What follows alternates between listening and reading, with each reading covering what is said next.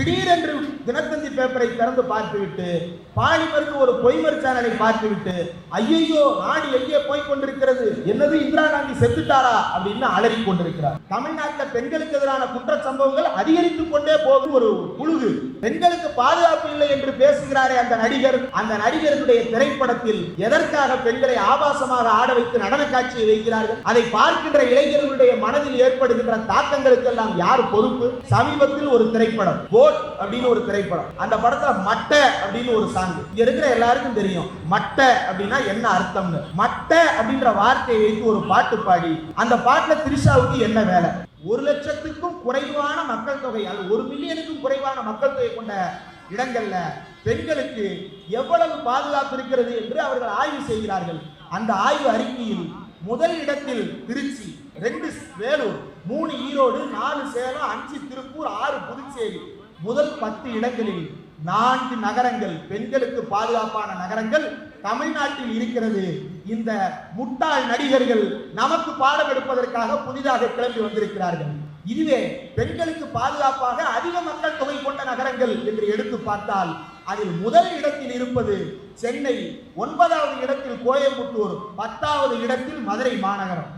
இந்த 10 பாதுகாப்பான நகரங்களின் பட்டியலில் ஒரு இடத்தில் கூட உத்தரப்பிரதேசத்து நகரங்கள் இல்லை. ஏன்? இந்தியாவின் தலைநகரமாகிய டெல்லி கூட இல்லை. இந்தியாவில் பெண்களுக்கு பாதுகாப்பான நகரம் என்ற பட்டியலில் முதல் இடத்தில் இருப்பது சென்னை. அந்த சென்னையில் கூட்டம் போட்டு அந்த நடிகர் பேசுகிறார், தமிழ்நாட்டில் பெண்களுக்கு பாதுகாப்பு இல்லை என்று. இந்த நடிகர் தான் இந்தியா முழுக்க எனக்கு ரசிகர்கள் இருக்கிறதா சொல்றாரு. போய் உத்தரப்பிரதேசத்துல கட்சி தொடங்கி பேசு, பெண்களுக்கு பாதுகாப்பு இல்லைன்னு. தமிழ்நாட்டில் பேசுவதற்கு உனக்கு எந்த அருகதையும் கிடையாது. முன்னாள் முதலமைச்சர் ஓ பன்னீர்செல்வத்தின் மகன் தேர்தலில் போட்டியிட்டார். முதல் தேர்தலில் வெற்றியை கொடுத்தார்கள். அடுத்த தேர்தலில் அவர் என்ன ஆனார், ஓபிஎஸ் மகன் என்ன ஆனார் என்பது மட்டுமல்ல, ஓபிஎஸ் என்ன ஆனார் என்று தெரியாத அளவுக்கு தமிழ்நாடு விரட்டி அடித்திருக்கிறது. ஐயா மருத்துவர் ராமதாஸ் அவருடைய மகனை பாகுபலி போல பில்டப் கொடுத்து கூட்டிட்டு வந்தார். தமிழ்நாடு நீ வீட்டுக்கு போய் ஓரமா உட்காருப்பான்னு வீட்டுக்கு அனுப்பிடுச்சு. மக்களால் ஓட்டு போடப்பட்டு தேர்ந்தெடுக்கப்பட்ட எம்எல்ஏ அமைச்சராகிறார். ஆனால் ஒரு பை எலெக்ஷன்ல போட்டியிட வக்கில்லாத நீ 2024 தேர்தலில் திமுகவுக்கும் தாவேகாவுக்கும் போட்டி. ரொம்ப சுருக்கமாகவே நான் என்னுடைய பேச்சை முடித்துக் கொள்ள நினைக்கிறேன். தமிழ்நாடு இன்றைக்கு இந்தியாவுக்கே வழிகாட்டக்கூடிய மாநிலமாக உயர்ந்திருக்கிறது என்பதை தமிழ்நாடு மட்டுமல்ல இந்தியாவில் இருக்கக்கூடிய பல்வேறு மாநிலங்களும் ஆய்வு செய்து கொண்டிருக்கின்றன. தமிழ்நாட்டில் குறிப்பாக இன்றைக்கு சில நடிகர்கள் புதிதாக முளைத்திருக்கிறார்கள். இன்றைக்கு கூட ஒரு கூட்டத்தை போட்டு அவர்கள் பேசுகிறார்கள், தமிழ்நாடு பெண்களுக்கு பாதுகாப்பு இல்லாத மாநிலமாக மாறி இருக்கிறது, தமிழ்நாட்டில் பெண்கள் பாதுகாப்பை உறுதி செய்ய போகிறோம் என்று. எந்த பாதுகாப்பும் இல்லாமல் தானே இந்த கூட்டத்தில் 70% பெண்கள் நிறைந்து வந்து உட்கார்ந்திருக்கிறார்கள். இந்தியாவில் ஒட்டுமொத்த மக்கள் தொகையில் 33% பெண்கள் வேலை பார்த்துக் கொண்டிருக்கிறார்கள். அந்த 33% பெண்களில் 40% பெண்கள் தமிழ்நாட்டில் வாழ்ந்து கொண்டிருக்கிறார்கள் என்பது சமீபத்தில் ஒன்றிய அரசு வெளியிட்ட ஒரு தரவு. பெண்களுக்கு பாதுகாப்பு இல்லைன்னு ஏன் பேசுறாங்க அப்படின்னா, நம்ம எல்லாம் சின்ன வயசுல இருந்து தினத்தந்தி, தினமலர், தினமணி, தினகரன், முரசொலி, எம்ஜிஆர், நமதம்மா ஏதோ ஒரு பத்திரிகையை படிச்சு வளர்ந்துகிட்டு இருக்கிறோம். மாற்றுக்கருத்துள்ள பத்திரிகையாக இருந்தாலும் அதை படிப்போம். என்ன சிக்கலாயிருச்சு அப்படின்னா, 2025ல திடீரென்று அரசியலுக்கு வர வேண்டும் என்று விரும்பிய நடிகர் ஒருவர் திடீரென்று ஒரு நாள் காலையில் எந்திரிச்சு தினத்தந்தி பேப்பரை திறந்து பார்த்த உடனே, என்னது இது, கொலை நடக்குது, என்னது இது, கொள்ளை நடக்குது, என்ன நாட்டில் நம்ம வாழ்ந்துகிட்டு இருக்கிறோம், பனையூருக்கு வெளியே நம்ம போனதே இல்லையே. அதான் பிரச்சனை. பனையூர் பங்களாவை தாண்டி வாழ்நாளில் வெளியிலேயே வராத ஒருத்தன் தான் திடீரென்று தினத்தந்தி பேப்பரை திறந்து பார்த்துவிட்டு பாலிமருக்கு ஒரு பொய்மர் சேனலை பார்த்துவிட்டு ஐயோ நாடு எங்கே போய் கொண்டிருக்கிறது, என்னது இந்திரா காந்தி செத்துட்டாரா அப்படின்னு அலறி கொண்டிருக்கிறார். இந்தியாவில் பெண்களுடைய பாதுகாப்பில் தமிழ்நாடு எந்த அளவுக்கு முன்னேறிய மாநிலமாக இருக்கிறது என்பதை ஆதாரத்தோடு நான் பேச வந்திருக்கிறேன். பெண்களுக்கு பாதுகாப்பு இல்லை என்று பேசுகிறாரே அந்த நடிகர், அந்த நடிகருடைய திரைப்படத்தில் எதற்காக பெண்களை ஆபாசமாக ஆட வைத்து நடன காட்சியை வைக்கிறார்கள்? அதை பார்க்கின்ற இளைஞர்களுடைய மனதில் ஏற்படுகின்ற தாக்கங்களுக்கெல்லாம் யார் பொறுப்பு? சமீபத்தில் ஒரு திரைப்படம் கோட் அப்படின்னு ஒரு திரைப்படம், அந்த படத்துல மட்ட அப்படின்னு ஒரு சாங். இங்க இருக்கிற எல்லாருக்கும் தெரியும் மட்ட அப்படின்னா என்ன அர்த்தம்னு. மட்டை அப்படின்ற வார்த்தையை வைத்து ஒரு பாட்டு பாடி அந்த பாட்டுல திரிஷாவுக்கு என்ன வேலை, அந்த படத்துல ஹீரோயின் வேற ஒருத்தங்க, துணை நடிகர்கள் வேற ஒருத்தங்க, அந்த பாட்டில் திரிஷாவுக்கு என்ன வேலை, இவர் நம்மிடம் வந்து பெண்களை நாம் போற்ற வேண்டும் என்று பேசிக் கொண்டிருக்கிறார். இந்தியா முழுவதும் பல்வேறு மாநிலங்களில் பெண்களுக்கு எதிரான குற்றச்சம்பவங்கள் தொடர்ந்து நடந்து கொண்டிருக்கிறது. அந்த பெண்களுக்கு எதிரான குற்றச்சம்பவங்களில் வீட்டில் பெண்களுக்கு நடக்கின்ற குற்றங்கள், வெளியில் பெண்களுக்கு நடக்கின்ற குற்றங்கள், இந்த குற்றங்களில் இருந்தெல்லாம் பெண்களுக்கு பாதுகாப்பு வேண்டும் என்றால் அவர்களுக்கு குறைந்தபட்சம் ஒரு பாதுகாப்பு இல்லம் வேண்டும் என்பது இந்திய அரசாங்கத்தினுடைய ஒரு கருதுகோள். 1969ஆம் ஆண்டு அப்படி ஷார்ட் ஸ்டே ஹோம் அப்படின்னு வீட்டில் பாலியல் துன்புறுத்தல்களாலேயோ அல்லது பெண்களுக்கு எதிரான குற்றத்தாலேயோ பாதிக்கப்பட்ட பெண்கள் எல்லாம் சின்ன ஒரு குறைந்தபட்சத்திற்காக ஒரு பாதுகாப்புக்காக எங்க போய் தங்குறதுன்னு அப்படி ஒரு இல்லத்தை 1969 உருவாக்கினார்கள். 1969 உருவாக்கின திட்டத்துக்கு பிரதமர் மோடி அவர்தான் பேர் மாற்றுறதுல வல்லவராச்சே. 2016 அந்த திட்டத்திற்கு வேறு ஒரு பெயர் வைக்கிறார். 2021 அந்த திட்டத்திற்கு சக்தி சதான் அப்படின்னு பேர் வைக்கிறார். அந்த சக்தி சதான் இல்லங்கள் இந்தியா முழுவதும் இருக்கக்கூடிய மாநிலங்களில் எத்தனை இருக்கின்றன என்கின்ற பட்டியல் இதோ இருக்கிறது. உத்தரப்பிரதேசத்தில் பெண்களுக்கான பாதுகாப்பு இல்லங்கள் எத்தனை இருக்கின்றன தெரியுமா? அதற்கு முன்னால் தமிழ்நாட்டில் எவ்வளவு இருக்கிறதுன்னு சொல்றேன். தமிழ்நாட்டில் 36 பெண்களுக்கான பாதுகாப்பு இல்லங்கள் செயல்படுகின்றன. வன்முறையால் பாதிக்கப்பட்ட பெண்களுக்கும் குற்றச்சம்பவங்களால் பாதிக்கப்பட்ட பெண்களுக்கும் பாதுகாப்பு கொடுப்பதற்காக 36 இல்லங்கள் இருக்கின்றன. இது நாடாளுமன்றத்தில் ஒன்றிய அரசு கொடுத்த அறிக்கை. உத்தரப்பிரதேசத்தில் எத்தனை இருக்கிறது தெரியுமா? 0. முட்டை. பெண்களுக்கு எதிரான வன்கொடுமையிலிருந்தும் பெண்களுக்கு எதிரான வன்முறை சம்பவங்களில் இருந்தும் பாதுகாப்பு கொடுப்பதற்காக உத்தரப்பிரதேசத்தில் இருக்கின்ற இல்லங்களின் எண்ணிக்கை முட்டை. இவர்கள் நம்மை பார்த்து பேசுகிறார்கள் தமிழ்நாட்டில் பெண்களுக்கு பாதுகாப்பு இருக்கிறதா இல்லையா என்று. இதோ இன்னொரு பட்டியல் வைத்திருக்கிறேன். சமீபத்தில் ஒரு தனியார் அமைப்பு, சரி இதுவாது வேற ஒருத்தவங்க கொடுத்த அமைப்பு, கொடுத்த அறிக்கை, ஒரு தனியார் அமைப்பு அவதார் அப்படின்னு ஒரு தனியார் அமைப்பு, அந்த அமைப்பு பெண்களுக்கு பாதுகாப்பான நகரங்களின் பட்டியல் என்று ஒரு பட்டியலை தயாரித்திருக்கிறது. அந்த பட்டியலில் இந்தியா முழுவதும் பட்டியல் எடுக்கிறாங்க. அந்த பட்டியல்ல 1,00,000க்கும் குறைவான மக்கள் தொகை அல்லது 1 மில்லியனுக்கும் குறைவான மக்கள் தொகை கொண்ட இடங்கள்ல பெண்களுக்கு எவ்வளவு பாதுகாப்பு இருக்கிறது என்று அவர்கள் ஆய்வு செய்கிறார்கள்.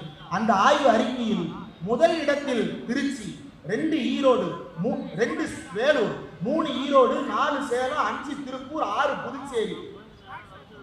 முதல் 10 இடங்களில் 4 நகரங்கள் பெண்களுக்கு பாதுகாப்பான நகரங்கள் தமிழ்நாட்டில் இருக்கிறது. இந்த முட்டாள் நடிகர்கள் நமக்கு பாடம் எடுப்பதற்காக புதிதாக கிளம்பி வந்திருக்கிறார்கள். இதுவே பெண்களுக்கு பாதுகாப்பாக அதிக மக்கள் தொகை கொண்ட நகரங்கள் என்று எடுத்து பார்த்தால் அதில் முதல் இடத்தில் இருப்பது சென்னை, 9வது இடத்தில் கோயம்புத்தூர், 10வது இடத்தில் மதுரை மாநகரம். இந்த 10 பாதுகாப்பான நகரங்களின் பட்டியலில் ஒரு இடத்தில் கூட உத்தரப்பிரதேசத்து நகரங்கள் இல்லை. ஏன்? இந்தியாவின் தலைநகரமாகிய டெல்லி கூட இல்லை. இந்தியாவில் பெண்களுக்கு பாதுகாப்பான நகரம் என்ற பட்டியலில் முதல் இடத்தில் இருப்பது சென்னை. அந்த சென்னையில் கூட்டம் போட்டு அந்த நடிகர் பேசுகிறார், தமிழ்நாட்டில் பெண்களுக்கு பாதுகாப்பு இல்லை என்று. பாதுகாப்பு இல்லாமல் தானா இங்கே 200க்கும் மேற்பட்ட பெண்கள் குவிந்திருக்கிறார்கள். 50 பேர் ஆம்பளை உட்கார்ந்து இருப்பாங்க, பின்னாடி பாருங்க 300 பேருக்கு மேல பெண்கள் உட்கார்ந்து இருக்கிறார்கள். இது யார் கொடுத்த நம்பிக்கை? தமிழ்நாட்டின் முதலமைச்சராகிய முத்துவேல் கருணாநிதி ஸ்டாலின் கொடுத்த நம்பிக்கை என்பதை நாம் மறந்துவிடக் கூடாது. ஏன்? இன்னொரு பட்டியல் இருக்கிறது. தமிழ்நாட்டில் பெண்களுக்கு எதிரான குற்ற சம்பவங்கள் அதிகரித்துக் கொண்டே போகுதுன்னு ஒரு புழுகு. தமிழ்நாட்டில் இதுவரை 2022 வரைக்கும் பெண்களுக்கு எதிரான குற்றங்கள் பதிவு செய்யப்பட்ட வழக்குகள் 9207. தமிழ்நாட்டில் இருக்கக்கூடிய மக்கள் தொகைக்கு 9207. உத்தரப்பிரதேசம் தமிழ்நாட்டை விட 3 மடங்கு பெரிய மாநிலம். ஆனால் அங்கே பெண்களுக்கு எதிரான குற்றங்களின் எண்ணிக்கை எவ்வளவு தெரியுமா? 65,743. 10-11 மடங்கு தமிழ்நாட்டின் பெண்களுக்கு எதிரான குற்றங்களை விட உத்தரப்பிரதேசத்தில் அதிகமாக நடக்கிறது. இந்த நடிகர் தான் இந்தியா முழுக்க எனக்கு ரசிகர்கள் இருக்கிறதா சொல்றாரு. போய் உத்தரப்பிரதேசத்துல கட்சி தொடங்கி பேசு, பெண்களுக்கு பாதுகாப்பு இல்லைன்னு. தமிழ்நாட்டில் பேசுவதற்கு உனக்கு எந்த அருகதையும் கிடையாது. இதோ இன்னொரு பட்டியல் இருக்கிறது. இந்தியாவிலேயே பெண்களுக்கு எதிரான குற்றங்கள் எவ்வளவு நடக்கிறதுன்னு ஒவ்வொரு மாநிலத்திலையும் கவுண்ட் எடுக்கிறாங்க. கவுண்ட் எடுத்து இந்தியாவில் சராசரியாக பெண்களுக்கு எதிராக குற்றங்கள் நடப்பது அப்படின்னு ஒரு கவுண்ட். இந்திய சராசரியை விட அதிகமான குற்றங்கள் நடக்கும் மாநிலங்கள் அப்படின்னா 10 மாநிலங்கள். அந்த 10 மாநிலங்களில் தமிழ்நாடு இல்லை. ஆனால் பாஜக ஆளுகின்ற டெல்லி இருக்கிறது, ராஜஸ்தான் இருக்கிறது, மத்திய பிரதேசம் இருக்கிறது, உத்தராகண்ட் இருக்கிறது, மகாராஷ்டிரா இருக்கிறது. தமிழ்நாடு பட்டியலிலேயே கிடையாது. அந்த தமிழ்நாட்டை பார்த்து இந்த நடிகர் பேசுகிறார், தமிழ்நாட்டில் பெண்களுக்கு பாதுகாப்பு இல்லை என்று. இந்திய அரசாங்கத்திற்கு பெண்கள் பாதுகாப்பில் முன்னோடியாக இருக்கக்கூடிய மாநிலம் என்று எந்த மாநிலத்தை குறிப்பிடுகிறார்கள் தெரியுமா? ஒன்றிய அரசு அல்ல, world bank of India, world bank குறிப்பிடுகிறது, இன்டர்நேஷனல் வேர்ல்டு பேங்க் குறிப்பிடுகிறது. இதோ என் கையில் ஆதாரம் இருக்கிறது. Tamil Nadu working women's hostel, a home away from home. வீட்டுக்கு வெளியே ஒரு வீட்டை கட்டி கொடுத்திருக்கிறார் தமிழ்நாட்டின் முதலமைச்சர் மு.க. ஸ்டாலின் என்று உலக வங்கி பாராட்டு சான்றிதழ் கொடுத்தது மட்டுமல்லாமல் இந்தியாவே இந்த திட்டத்தை பின்பற்ற வேண்டும் என்று குறிப்பிட்டிருக்கிறார்கள். அந்த கட்டுரையின் நிறைவு பகுதியில் ஒரு இலங்கையைச் சேர்ந்த பெண், திலக்ஷனா என்ற பெண், இலங்கையிலிருந்து சென்னைக்கு வந்து குடியேறிய ஒரு பெண், அந்த பெண் என்ன தெரியுமா சொல்லி இருக்கிறார்? நான் எந்த காலத்திலும் குடும்பத்திற்குள் சிக்கிக்கொள்ள விரும்பவில்லை, நான் எந்த காலத்திலும் வீட்டுக்கு அடிமையாக இருக்க விரும்பவில்லை, நான் என்னுடைய தொழிலில் முன்னேறி கொண்டே இருக்க விரும்புகிறேன், சொந்தமாக ஒரு இசையமைக்கும் ஸ்டுடியோ கட்டி சொந்த வீட்டில் வாழ வேண்டும் என்று ஆசைப்படுகிறேன். அந்த ஆசையோடு நான் சென்னைக்கு வந்தேன். எங்கே தங்குவது என்று தெரியாமல் திரிந்தேன். அப்போது திறந்தது தோழி விடுதி. இப்போது நான் பாதுகாப்பான உணர்வோடு தமிழ்நாட்டில் வேலை பார்த்துக் கொண்டிருக்கிறேன் என்று இலங்கையில் இருந்து வந்த திலக்ஷனா பேட்டி கொடுத்ததை உலக வங்கி தன்னுடைய இணையதளத்தில் பதிவு செய்திருக்கிறது. இந்த நடிகருக்கு படிப்பறிவு இருந்தால் போய் படித்து தெரிந்து கொள்ளட்டும். தமிழ்நாட்டில், அதுவும் இந்தியாவிலேயே பெண்களுக்கு பாதுகாப்பான நகரமாக கருதப்படுகின்ற சென்னை மாநகரத்தில் உட்கார்ந்து கொண்டு பெண்களுக்கு பாதுகாப்பு இல்லை என்று பேசுகிறார். அந்த பெண்களுக்கான பாதுகாப்புக்கு உலகத்துக்கே முன்னோடியாக தமிழ்நாடு விளங்கிக் கொண்டிருக்கிறது. அது மட்டுமா, பெண்களுக்கு எதிராக எந்த குற்றங்கள் நடந்தாலும் காவல் உதவி அப்படின்னு ஒரு அப்ளிகேஷன் இருக்கு. அந்த அப்ளிகேஷனை எடுத்து போட்டு என்ன சொல்றான்னா, உலக வங்கிக்காரன் இந்தியா முழுக்க எல்லா மாநிலமும் இப்படி ஒரு அப்ளிகேஷனை உருவாக்கி பெண்கள் பாதுகாப்பை உறுதிப்படுத்தணும்னு சொல்லி இருக்குது. அப்படிப்பட்ட மாநிலமாக தமிழ்நாடு இருக்கிறது. இந்த திட்டங்கள் எல்லாம் சிறப்பு திட்ட அமலாக்கத்துறையின் மூலமாக செயல்படுத்தப்பட்டு கொண்டிருக்கிறது. அந்த சிறப்பு திட்ட அமலாக்கத்துறையினுடைய அமைச்சர் நம்முடைய தமிழ்நாட்டின் மாண்புமிகு துணை முதலமைச்சர் உதயநிதி ஸ்டாலின் அவர்கள். அவர் செயல்படுத்துகின்ற திட்டங்களில் பெண்கள் பாதுகாப்பாக இருக்கிறார்கள் என்று உலகம் சான்றிதழ் தந்து கொண்டிருக்கிறது. ஆனால் இந்த நடிகர் நம்மை ஏமாற்றிக் கொண்டிருக்கிறார். இப்படி தமிழ்நாடு பெண்களுக்கு பாதுகாப்பான மாநிலம் என்பதற்கு பக்கம் பக்கமாக என்னிடம் ஆதாரங்கள் இருக்கிறது. அந்த ஆதாரங்களோடு நான் வந்து பேசுகிறேன்.